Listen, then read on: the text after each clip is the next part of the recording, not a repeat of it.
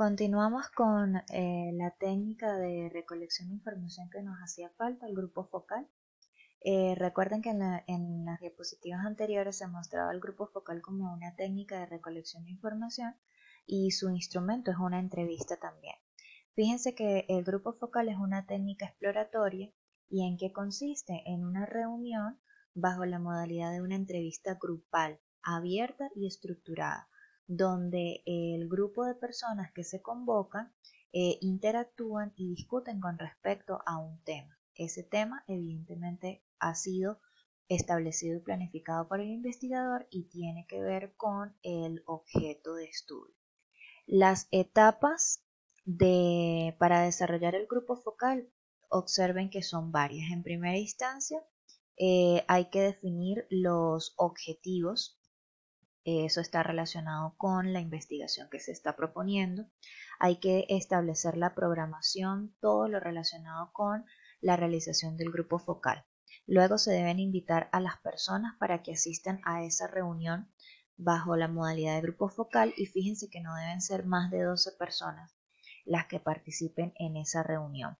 Diseñar la guía de preguntas, es decir, diseñar las preguntas de la entrevista, seleccionar el lugar para llevar a cabo la reunión y posteriormente pues vendría la ejecución de esa jornada de aplicación del grupo focal. Esa jornada de aplicación debe ser grabada. Es importante que el grupo focal sea grabado en audio y video.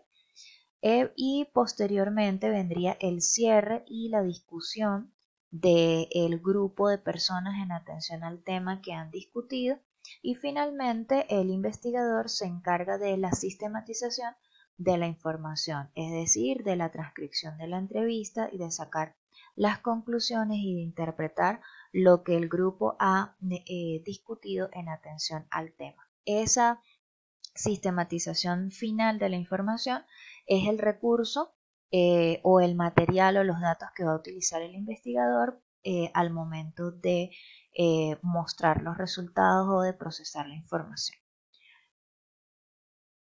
Fíjense ustedes que en el grupo focal existe un moderador que en este caso es generalmente puede ser el investigador o suele recurrirse a una persona externa que tenga ciertas capacidades y cualidades para fungir como moderador. ¿Por qué? Porque el moderador lo que va a hacer es eh, eh, dar a conocer las preguntas de discusión para el grupo focal y prácticamente que se limita a participar de esa manera, es decir, a establecer las preguntas, deja que el grupo discuta y posteriormente cuando finalizan pues hace el cierre de la discusión.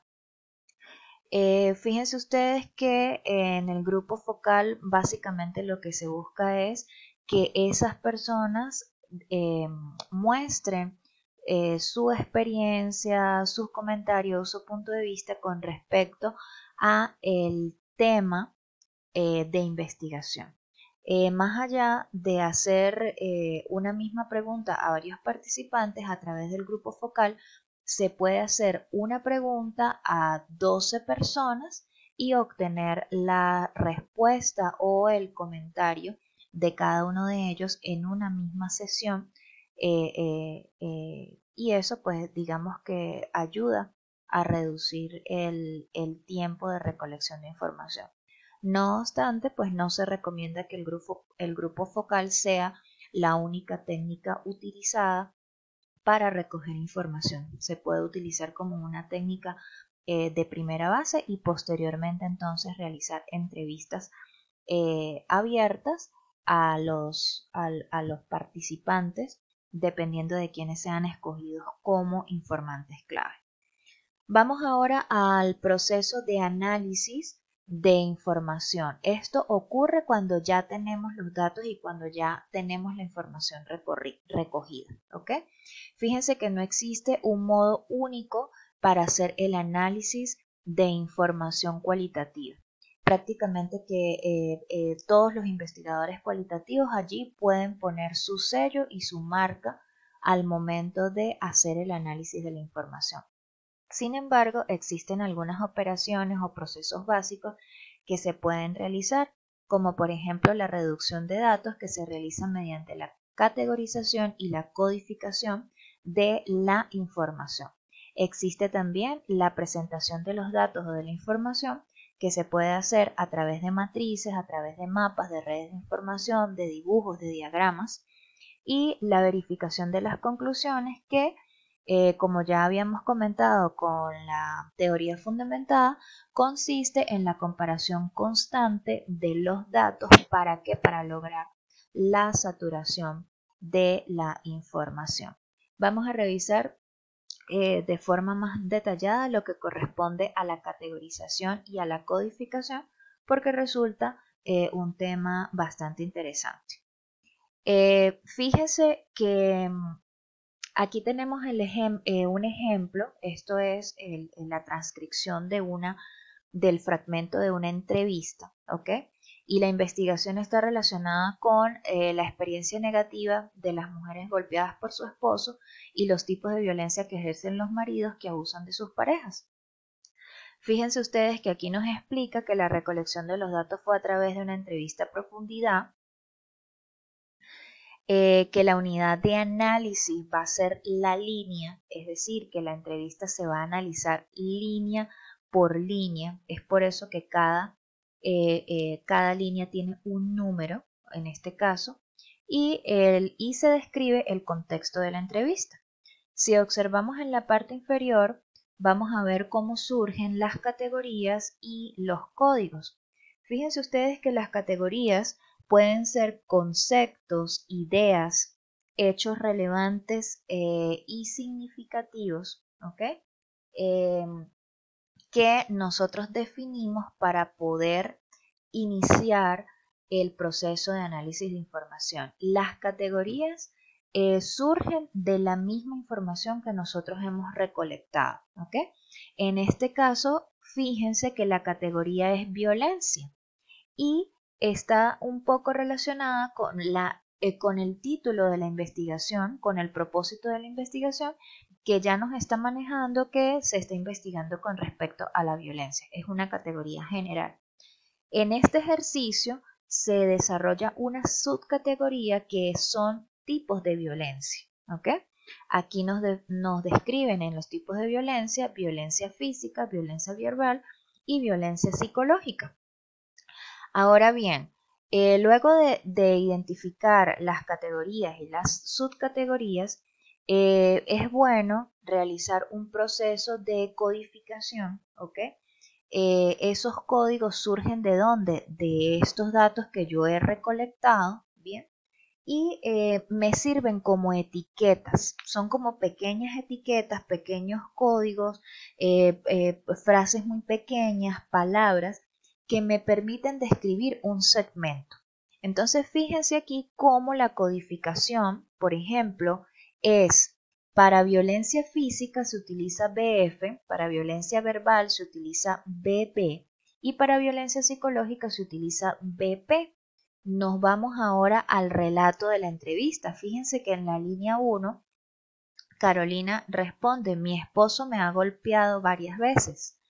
Este relato corresponde al tipo de violencia física, por eso se ubica el código violencia BF que corresponde a violencia física. En la línea número 3 responde: la última vez me dijo, eres una ramera. Esta frase corresponde a violencia verbal. Y así sucesivamente pueden seguir observando los ejemplos y pueden observar cómo en la reducción de datos la importancia que tiene la categoría y la codificación. Ahora bien, con respecto a la presentación de los datos durante el procesamiento de la información, los datos se pueden presentar a partir de diagramas o de mapas conceptuales, ¿ok? Donde básicamente se hace como una especie de resumen de la información obtenida. También se pueden hacer matrices de información, como ustedes lo ven aquí. Se pueden hacer dibujos, se pueden hacer gráficos, que lo que me van a permitir es mostrarle a los lectores la información que yo he recolectado. Como les dije hace un rato, en la investigación cualitativa el investigador tiene diversas opciones, es abierto este elemento para que se presenten los resultados de la manera que considere más conveniente. Fíjense que el proceso de análisis es necesario, como ya les había hablado hace algunos días atrás, es necesario que el investigador ponga aparte sus impresiones. Esto se denomina EPOYE. Es importante que el investigador no suponga, no interprete en atención a lo que él cree, sino que interprete en atención a lo que los datos le están mostrando. No existe un momento determinado para iniciar el análisis de información. Recuerden que ya les había comentado eso. Y es importante destacar allí que ese procesamiento de información se puede hacer a través del análisis de contenido y a través de la teoría fundamentada. Hoy vamos a hablar del análisis de contenido porque hay una exposición pendiente con respecto a la teoría fundamentada y allí pues se va a explicar un poco lo que corresponde a la teoría fundamentada como técnica de análisis. Y ese proceso de análisis se puede ver apoyado por algunas herramientas tecnológicas como son el Atlas-T, el PSSS, el Ethnograph y EnVivo, que son programas, son software que nos permiten procesar los datos de forma un poco más técnica y presentarlos de manera más gráfica. Ahora bien, el análisis de contenido. Fíjense que el análisis de contenido busca formular a partir de ciertos datos inferencias reproducibles y válidas que puedan aplicarse a la investigación que se esté realizando. El análisis de contenido se aplica a textos provenientes de expresiones orales, escritas, a filmaciones, a transcripciones de entrevistas, a documentos públicos, a observaciones y a discursos. ¿En qué consiste? En que el investigador toma el documento o la transcripción o la observación y empieza a tratar de comprender y de interpretar lo que la persona ha descrito allí en esos fragmentos. Fíjense que en el análisis de contenido las narraciones pasan a ser el eje de comprensión e interpretación. Y es muy importante dentro del análisis de contenido tomar en consideración el contexto de dónde surgen y se desarrollan los datos, es decir, el tiempo, el lugar y la persona que le está ofreciendo el documento o la entrevista. También en el análisis de contenido se toman en consideración no solo lo que está allí escrito, es decir, no solo el texto o la narración, sino que también se toma en consideración el tono de voz de la persona, la postura corporal, los gestos, los movimientos, porque muchas veces nosotros decimos una cosa con la voz y con nuestras expresiones y con nuestros gestos estamos diciendo otra totalmente diferente. Entonces esto es muy importante tomarlo en consideración. La triangulación es una forma de darle criterios de cientificidad a la investigación y fíjese que la triangulación busca que logremos mostrar el mejor resultado de la investigación que estamos haciendo. Es decir, en la triangulación lo que nosotros queremos, lo que nosotros buscamos hacer es buscar información desde diferentes perspectivas que nos permitan dar respuesta a la investigación que estamos haciendo. Entonces, en este caso, la triangulación puede ser de fuentes de datos, la triangulación puede ser de investigador, puede existir una triangulación teórica y puede existir también una triangulación metodológica.